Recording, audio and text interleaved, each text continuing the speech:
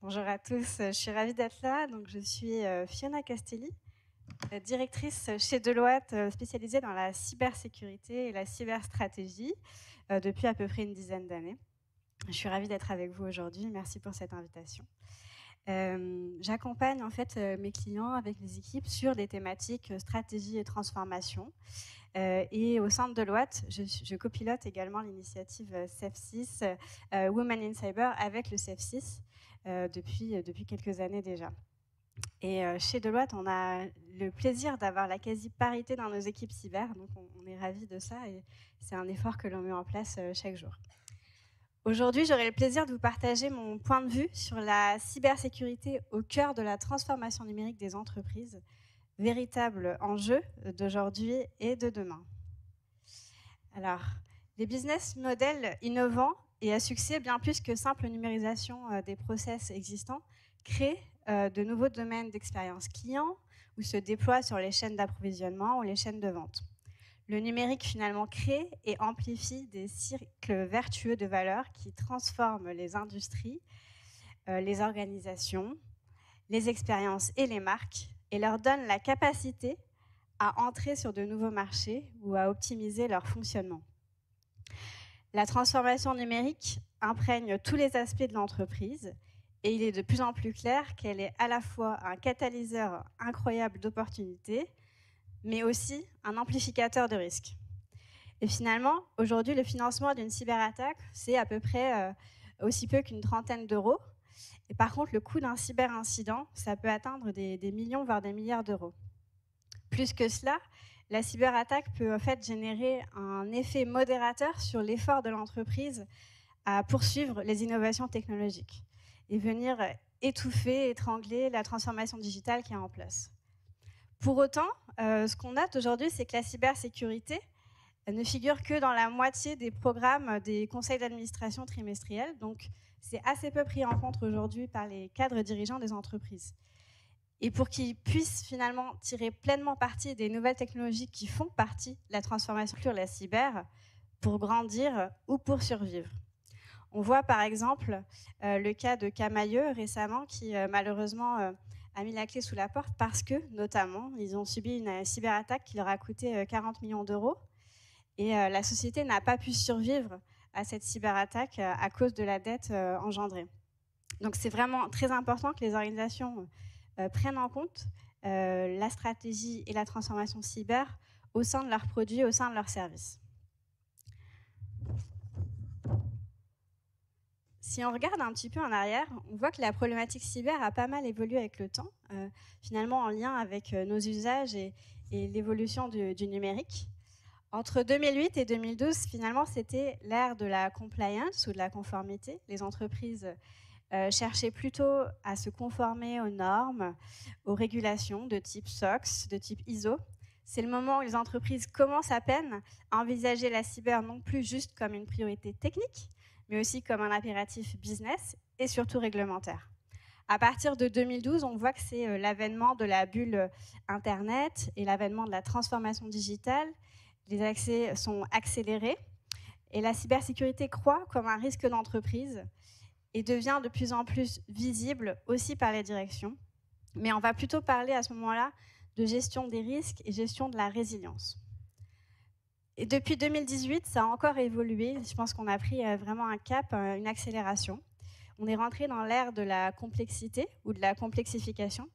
Finalement, on voit que la cyber ne concerne pas juste l'IT, mais vraiment l'ensemble de l'organisation. Le pouvoir connectif que la technologie apporte donne naissance à une vague de produits, de services innovants qui transforment la façon dont les gens... Et on voit que la cyber est partout. Aujourd'hui, demain, elle est dans vos négociations juridiques, dans vos contrats, dans le cloud évidemment, dans les avions, dans les voitures, dans les montres, dans les points de vente. La cyber devient un élément qui doit être pris en compte partout. Chaque fois qu'un appareil est connecté à un capteur, qui se connecte à son tour à un réseau, une nouvelle vulnérabilité potentielle apparaît sur le point de connexion. À plus grande échelle, les technologies connectées portent de plus en plus le fonctionnement des réseaux électriques, des usines, des infrastructures, des pays eux-mêmes. Si on prend l'exemple des usines automobiles, par exemple, elles utilisent des capteurs, non seulement pour mesurer, par exemple, les niveaux d'humidité de l'usine, mais aussi pour réorienter les processus de production si l'humidité est trop élevée. Mais dans le cas d'une cyberattaque, si la lecture du capteur est compromise, alors ça va arrêter l'ensemble de la chaîne de production et générer d'importants impacts tout au long de la chaîne de valeur et pas juste à cet endroit. On peut aussi prendre l'exemple de l'industrie de la santé. De nos jours, on est de plus en plus nombreux à avoir des produits connectés qui portent des données de santé et également des patients qui ont le problème, les rendent dangereux quelque part ces devices puisqu'on va avoir des données potentiellement fausses et des vrais problèmes d'intégrité et de confidentialité de la donnée. Maintenant qu'on a dit tout ça, finalement, qu'est-ce qu'on doit faire? Alors déjà, je pense qu'il faut se pencher d'un point de vue organisationnel, puisque la transformation numérique, elle va passer par des stratégies, mais elle va aussi passer par des organisations qui vont supporter les business models en évolution. Si on regarde dans le passé, dans l'ancien monde, la cyber, c'était vraiment principalement pour protéger les informations, que ce soit les données financières, les données RH, la propriété intellectuelle. Et à ce titre, on logeait naturellement la fonction RSSI au sein de la DSI, puisque c'était naturellement là qu'on protégeait l'information. Mais en fait, dans l'environnement actuel, on dit que tout est connecté à tout, et les implications de la cyber vont bien au-delà de l'informatique, avec l'entrée en scène de l'IoT, de l'OT, de l'entreprise étendue, comme je le commentais. La cyber doit être une considération pour l'ensemble des cadres dirigeants des organisations. Alors, je peux vous citer une longue liste de parties prenantes qui doivent considérer la cyber et qui doivent être les interlocuteurs des hommes et des femmes RSSI. Par exemple, les responsables de la chaîne d'approvisionnement, la direction stratégie, la cellule innovation, la direction du marketing, la direction des opérations, les cellules de gestion des risques, évidemment, la direction financière, bien entendu la DSI, mais aussi les directions d'usine, les achats, les RH.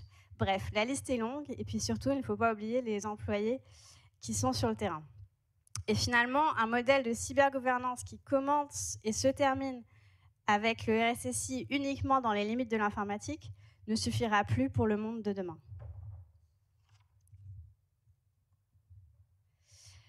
Pour fonctionner, la cybersécurité doit aussi reposer sur des fondations solides au sein de l'entreprise.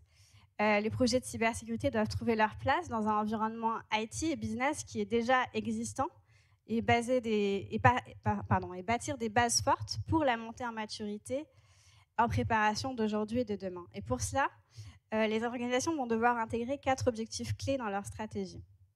Premièrement, c'est intégrer à haut niveau le risque cyber à la stratégie de l'entreprise. Deuxièmement, identifier la valeur ajoutée de la cyber pour les métiers. Ce n'est pas juste une tare à prendre en compte, c'est aussi une valeur ajoutée. Et en parallèle, traiter la dette technique. Et enfin, limiter l'impact opérationnel, évidemment, des mesures de sécurité. Alors, comment est-ce qu'on répond à ces objectifs ? Le premier axe que j'ai envie de vous donner, c'est de déplacer la responsabilité cyber vers le haut. Ce qu'il faut retenir clairement, c'est que les organisations qui n'intègrent pas la cyber dans tous les aspects de l'entreprise risquent de laisser une grande partie de la valeur de la transformation numérique sur la table et d'accroître leur vulnérabilité aux attaques. Donc l'objectif principal des cadres dirigeants, des conseils d'administration, des COMEX doit être de bien comprendre le risque réel de la transformation numérique de l'entreprise. La cyber, elle doit être embarquée dans la stratégie, dans le développement des produits, dans la conformité, le marketing, dans les usines et évidemment, bien sûr, dans l'informatique traditionnelle. Et les projets doivent être menés avec une lecture claire des actifs de données nécessaires et des exigences de sécurité, de confidentialité qui entourent chaque nouvelle initiative.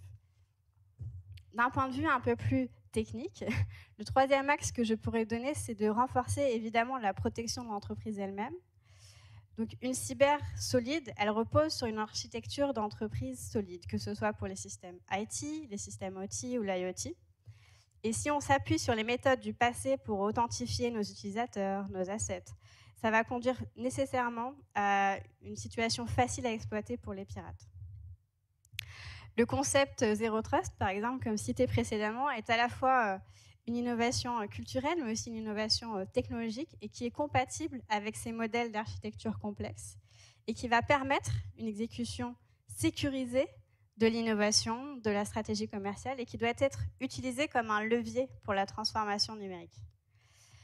Le quatrième axe que j'ai envie de vous donner, c'est finalement d'agir dès le départ et tout le long du cycle de vie de la chaîne de valeur. On peut citer notamment des pratiques comme le Secure Software Development Lifecycle qui permettent de construire et d'intégrer la capacité technologique, la cyber, au fur et à mesure de la conception, mais aussi lors de la construction et de la mise en œuvre, le run. Et donc ce sont des dispositifs qui sont importants à prendre en compte dès le départ, mais aussi tout le long. Plutôt que de traiter la réflexion cyber après coup, les entreprises vont gagner énormément à intégrer ce type d'enjeu dès la conception des produits. Le dernier axe que j'ai envie de vous donner, c'est d'utiliser l'intelligence artificielle comme un accélérateur, et notamment un accélérateur de défense de l'entreprise. Finalement, aujourd'hui, les pirates, on voit qu'ils utilisent déjà des attaques sophistiquées, ils utilisent l'IA, ils utilisent des fonctionnalités avancées. C'est aux entreprises de faire de même. Elles doivent s'adapter et utiliser une approche basée par les risques en matière d'automatisation et de réponse. Donc on peut par exemple doter les centres de sécurité type SOC d'automatisation en se concentrant sur les capacités défensives que l'on veut prioriser. Et on peut également automatiser avec de l'IA des activités à forte intensité de main-d'œuvre comme la gestion des accès ou le reporting cyber.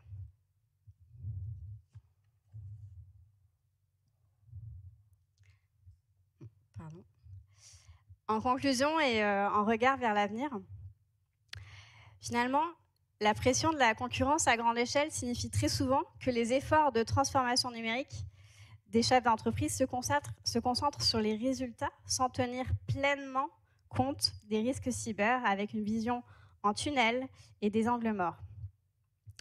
Et parce que les cybermenaces d'aujourd'hui ont un impact sur les entreprises entières, qui paralysent potentiellement les opérations, détruisent potentiellement les réputations durement gagnées, il est essentiel que les boards, les conseils d'administration évaluent les cyber-risques en des termes qu'ils peuvent comprendre. Les risques cyber doivent être compris au même titre que tous les autres risques de l'entreprise. Et j'ai même envie de dire que la compréhension de ces risques devrait être aussi naturelle que la compréhension d'entreprise. Et enfin, la cybersécurité est aussi un atout, il faut le souligner. Les données sont un élément vital de la transformation numérique. Et les entreprises qui associent une gouvernance de données solide à une politique de confidentialité bien réfléchie, à une sécurité robuste, vont pouvoir gagner la confiance des clients et des partenaires commerciaux. Et bien qu'il soit tentant de considérer la cyber que comme une dépense, la prise en compte de son impact sur la marque, sur l'organisation et le maintien de la valeur actionnariale sont au cœur du nouveau monde de l'hyperconnectivité. Voilà, merci pour votre écoute et je suis à votre disposition pour répondre à vos questions. Merci Fiona. Votre discours repositionne également par rapport à l'intervention qu'on a vue tout à l'heure au sein d'Orange. Je vais juste vous poser une petite question, je vais me permettre.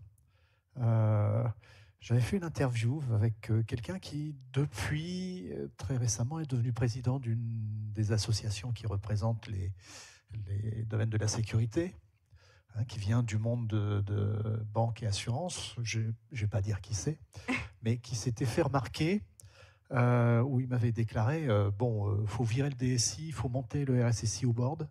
C'est ce que vous dites aujourd'hui? Moi, je ne dis pas qu'il faut virer qui que ce soit, attention. Le DSI a son importance, tout comme le RSSI, mais c'est sûr que le RSSI doit avoir accès en lien direct aux instances dirigeantes. Tout à fait. Merci à vous. Merci à vous.